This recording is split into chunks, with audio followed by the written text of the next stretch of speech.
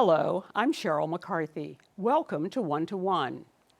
The movement for LGBTQ rights has gained huge momentum over the last century, and especially over the last 2 decades. It has won increasing public support, legal protections, and global acceptance. But challenges and setbacks remain. In one of the first executive orders since he took office, President Donald Trump proclaimed that the federal government will recognize only 2 sexes, male and female. What does this mean for the LGBTQ community going forward?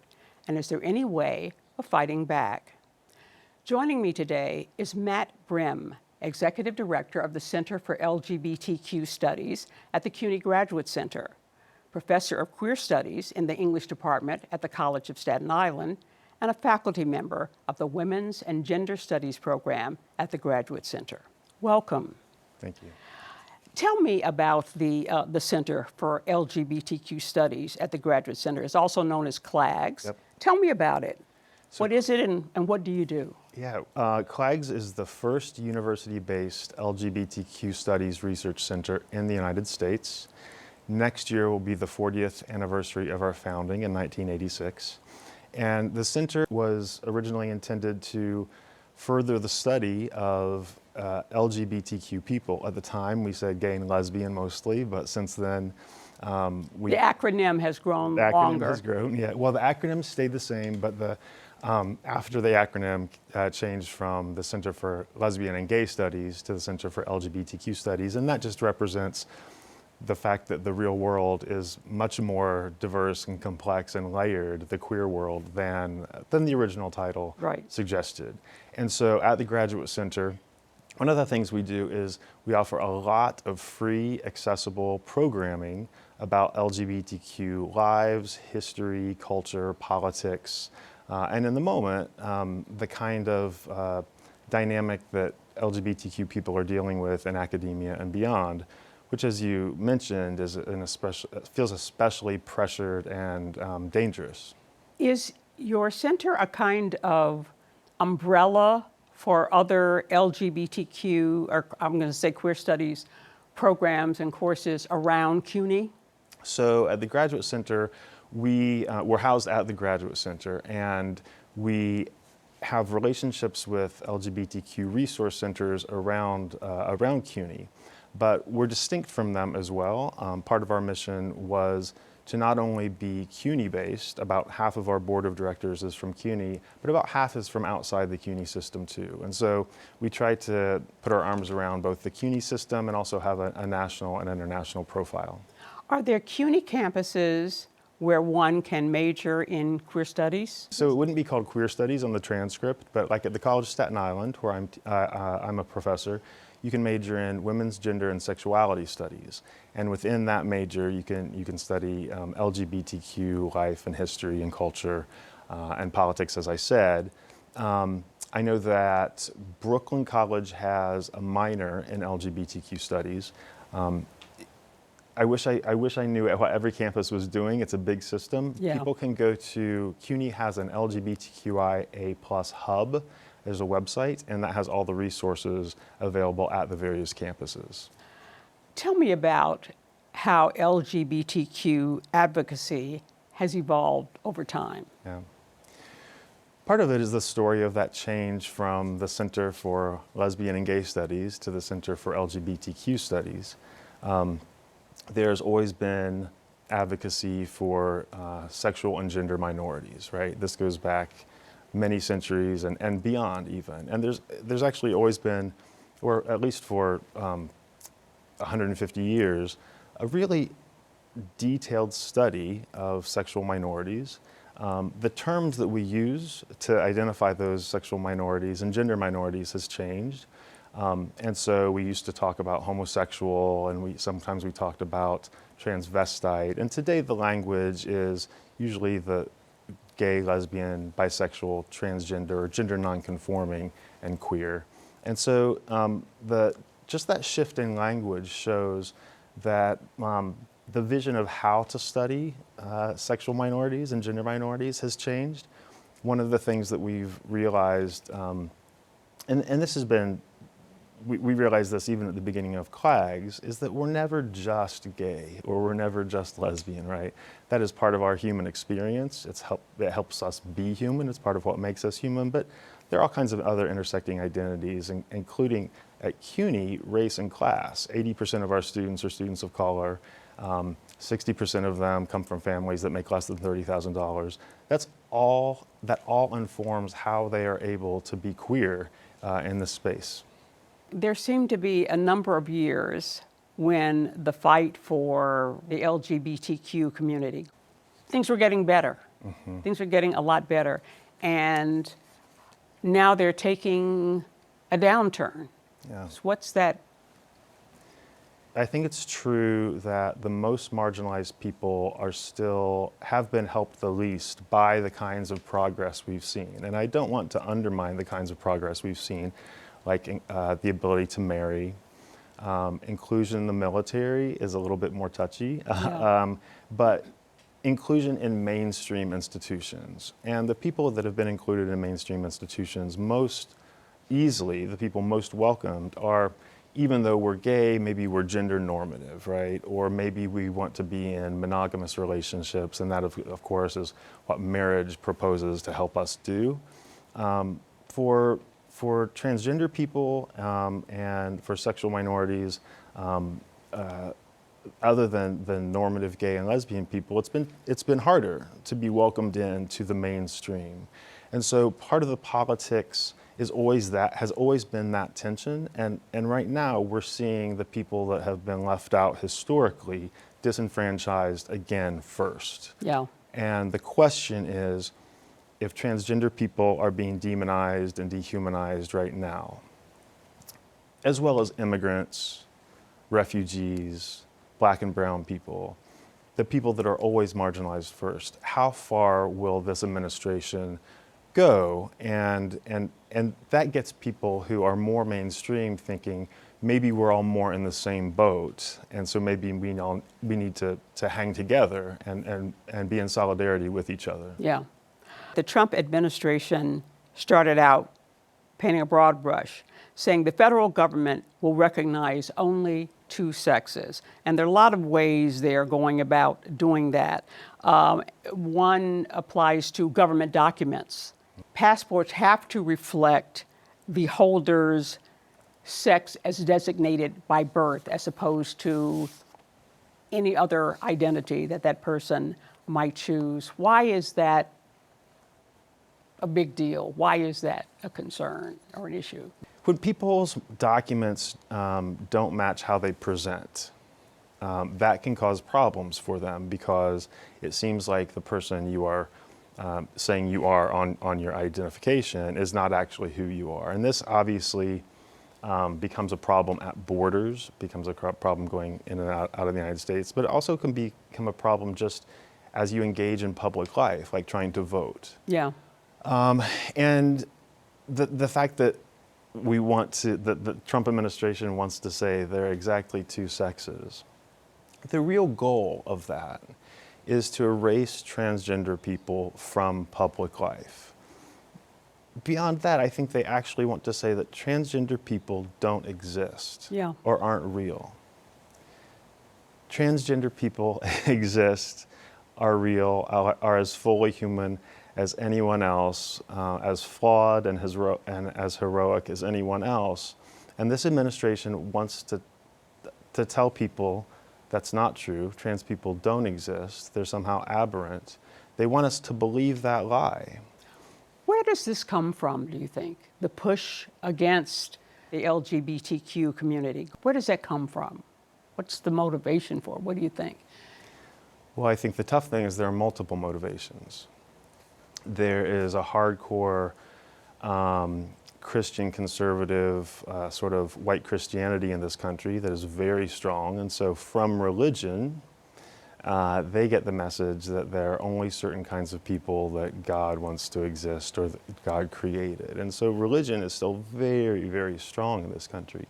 But it also comes from the medical community that has not, for a long time we sort of trust medicine, and we should trust medicine, but studies have left out broad swaths of human experience from their studies, right? And that's another way of invisibilizing or erasing or marginalizing people who deserve to be told, hey, here, you are included in this clinical trial, for instance. We want to see what makes you healthy. We want to keep you around, right? And when you're ignored and shunted to the side, then there are real, in the example I'm using now, there are really risks to your health because not all bodies respond the same to the same medicines. Governments are slow to change. Families are very slow to change. People who don't understand people who are different from them have often a knee-jerk reaction. Rather than being interested and wanting to be more open and inclusive, people shut down and feel like that their small vision of the world is the vision that other people should fit in and other people should share. And so there's a psychology behind it too. I don't know what President Trump's is in his head. The kind of animus he is able to get behind and to motivate in others, whether he believes it or not, is incredibly dangerous. Yeah. One of the edicts either does or seeks to bar the use of taxpayer money from being used for gender transition care. Talk to me about that and why that's not good. Yeah, well, gender-affirming care is healthcare. Gender-affirming care is healthcare. This country has never been great about providing healthcare to the people who live here anyway. And so we don't rest on really solid ground in terms of thinking that healthcare is a human right. Once we dehumanize trans people, then certainly healthcare becomes an even further stretch for them. But what we need to realize is that people who are transgender need certain kinds of medical interventions often, not always, but often. And that includes surgeries, it includes hormones, it includes mental health, it includes all the kinds of healthcare experiences that the rest of us encounter and need in our lives. We've seen from Donald Trump has tried to do at Columbia about the whole, Israel-Palestinian thing, that he's trying to, this number is trying to use its power to enforce certain kinds of beliefs, certain kinds of ideologies. And one of the things that he is in the process of doing, I don't know if it's gone through yet, cutting $175 million in federal funds to the University of Pennsylvania, his alma mater, because the university has allowed trans women to compete in women's sports. Mm-hmm. That is an issue that I have sort of struggled with, because the argument is that, trans women, even though they're taking doing certain kinds of hormone therapy, have a physical advantage over women. So really, it's really is about letting trans women compete with other women sports. How do you feel about that? And so I think the way that our attention is getting focused is at elite athletes, people who are very good, right? And that is very, very, very few people. So I think we just need to think about the message of sports, which is to play, to cooperate, to be with people in a competitive, but also a way that promotes a lot of maturity and personal growth and just learning how to work together. That's what sports is about.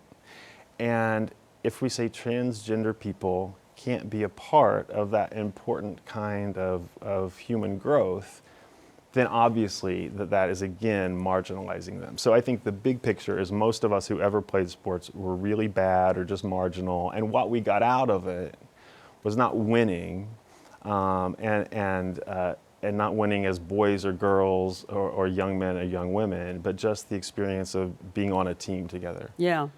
Once people start taking hormones, the body changes, and after science says from 1 to 3 years, a trans woman's physicality and athleticism will be basically on par with the cisgender woman's. And so there are scientific interventions that can level the playing field, What science can't do ever is to take people's social reactions, right? What we feel like and what we think of as fair. And science can't put arguments we have around fairness to bed. Yeah. I grew up with a brother who was very athletic, so I was always having to go to his sporting events.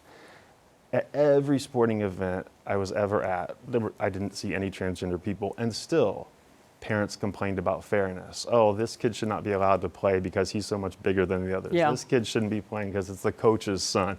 People were complaining. I'm from Indiana, so basketball is huge there. People always complained that something was unfair in the sports arena. So, sports, Somebody had an unfair advantage. absolutely, Yeah. a kid flunked twice, and so now he's older and more developed, right? Yeah. But those kids didn't get pulled out because they have an unfair advantage. People are a little sports crazy, and Yeah. they want and fairness is there whether trans people are there or not. We fight about fairness all the time, and I would think we should see this within a much larger sort of sports fanaticism in the country. Following Trump's lead, the NCAA announced that that transgender women are going to be barred from competing in women's sports, but that only perhaps out of 500,000 athletes in college athletes are actually transgender.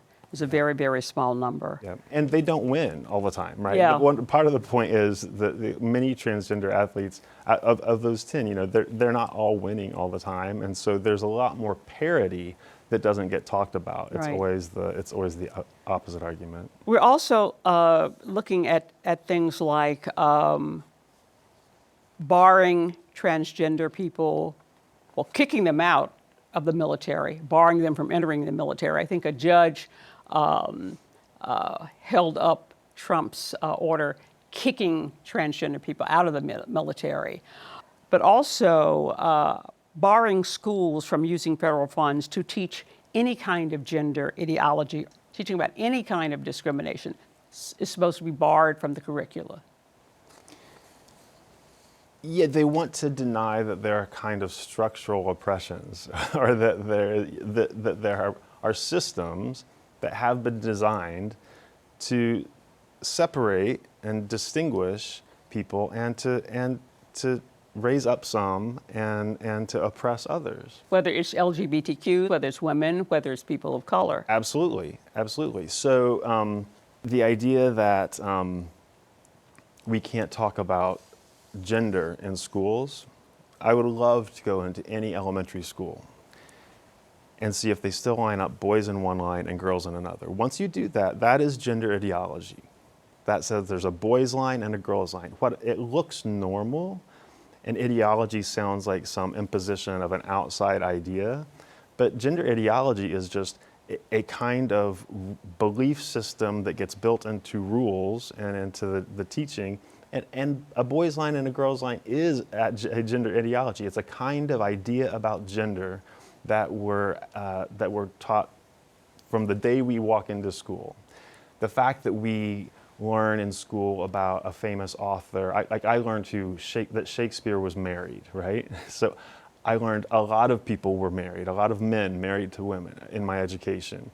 That is gender ideology. When we only look at straight or heterosexual people as part of our history without talking about gay people, but the administration doesn't see that as gender ideology because it's sort of, they see it as the blank, it's the canvas, right? It's hard to see the canvas, but in fact it is. So if we want to stop teaching gender ideology, we're going to have to actually go a lot deeper than outlawing discussion or the use of the word trans or non-binary. Right. One of the of things included in this edict is moving, I guess, trans inmates, trans females into male prisons. That does not seem like a very smart idea. I mean, it just seems like a dangerous It seems like a smart idea if you want to punish trans women in prison, and they do. It seems like a good idea if you say you don't deserve the health care that you need in prison. You can't obviously go get it on your own, and we're going to refuse really needed health care to people in prison. we're going to take you off hormones. We're not going to give you the supplies you need. We're going to tell you how you can wear your hair. We're going to put you in a place where studies have shown you are at incredibly heightened risk for abuse. Right, right. And that is a punishment system that the Trump administration, under the guise of a kind of scientific biological determinism, they're just men and women. It's a kind of punishment system that they're very interested in advancing, and prisons is one of the places that they can do it. What kind of impact, I guess, mentally, psychologically, has this had on the people in the LGBTQ community, and what are activists in that community talking about trying to do to navigate these political waters? Yeah, I think that people, a lot of us have been back on our heels because these attacks are so many and they keep coming day after day. And so one of the things that it is disorienting. I think there's a lot of disorientation among the LGBTQ community. There's a lot of fear. Graduate students who are doing research in trans studies worry that once trans studies is defunded, or once it is understood as against what the government wants us to study, they're worried about their job prospects, right? They put a lot of time and years into the study of their field and they're experts, and now they're worried that their expertise will be discounted. That's a material worry. It's their life. Your center, is it in, Trump has gone around defunding all kinds of, threatening to defund all kinds of programs because he doesn't like something about them. Is your center in danger? Does it feel like it's in danger? CUNY gets federal funding. And so if CUNY's federal funding is cut, there are ways that can trickle down. And it could trickle down to the places like the Center for LGBTQ Studies that are being targeted by the Trump administration, right? But not only CLAGS, it could trickle down to institutes and centers that are interested in working on racial justice or immigrant legal reform. That will take a while. CLAGS receives almost none of our operating budget from the state. In fact, we've been told by the Board of Trustees going forward, we will receive 0% of our operating budget from the state. So we are self-sustaining and self-funded. We enjoy being located at the Graduate Center because we get the resource of offices here and being able to hold events here. And so that's priceless. But our personal funding is all from our incredible donors and from the grants that we get.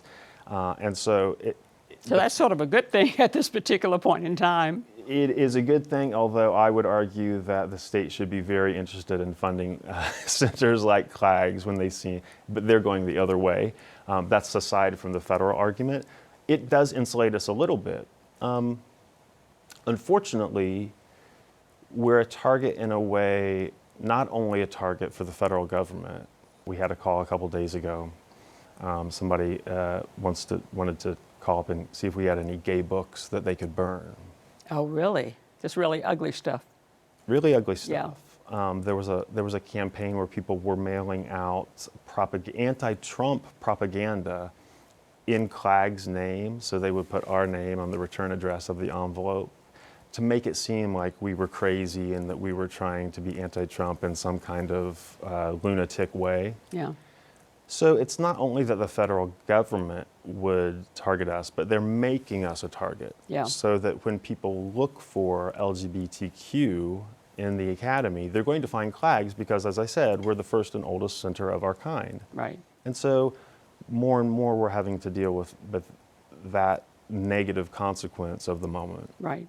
And following the federal government, the states are joining in with anti-LGBT, all kinds of legislation. Yeah. What needs to be said about what's going on right now?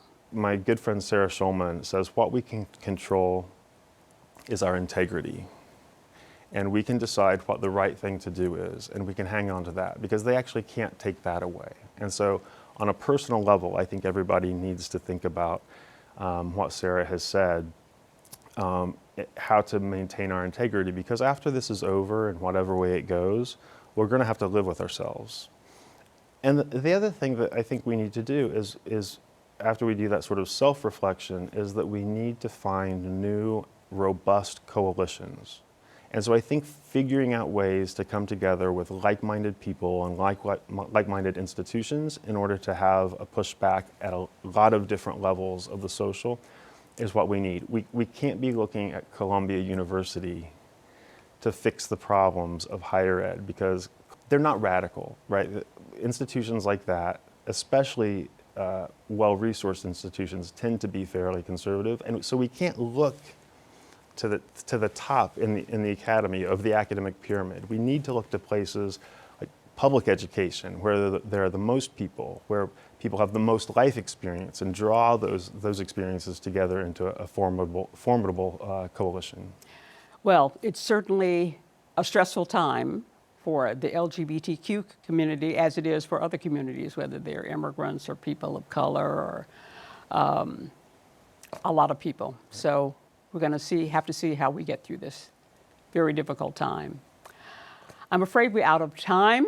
I'd like to thank Matt Brim, Executive Director of the Center for LGBTQ Studies at the CUNY Graduate Center, Professor of Queer Studies in the English Department at the College of Staten Island, and a faculty member of the Women's and Gender Studies program at the Graduate Center, for joining me today. To learn about our upcoming shows, you can follow us on Instagram at One-to-One CUNY TV, and you can watch the show on the go by downloading the CUNY TV app. For the City University of New York and One-to-One, I'm Cheryl McCarthy.